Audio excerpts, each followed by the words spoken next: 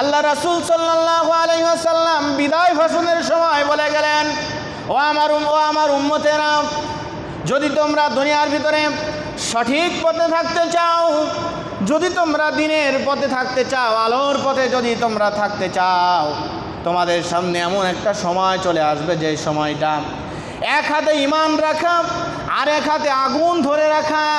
আগুন ধরে রাখা তোমাদের জন্য সহজ হয়ে যাবে, কিন্তু ঈমানটা ধরে রাখাই কঠিন হবে। সেই কঠিন মুহূর্তে যদি তোমরা আমার রেখে যাওয়া দুইটা পথ যদি তোমরা অবলম্বন করতে পারো, এই দুইটা পথ অবলম্বন করতে পারলে ওই ফিতনার জামানায় তোমাদেরকে কেউ দাবিয়ে রাখতে পারবে না, তোমাদেরকে কেউ ওই সময় ঈমান হারা করতে পারবে না। ওই দুইটা পথ হলো, একটা হলো আল্লাহর কোরআন, আর একটা হলো রাসূলুল্লাহ সাল্লাল্লাহু আলাইহি ওয়াসাল্লামের হাদিস। ঠিক কিনা বলেন?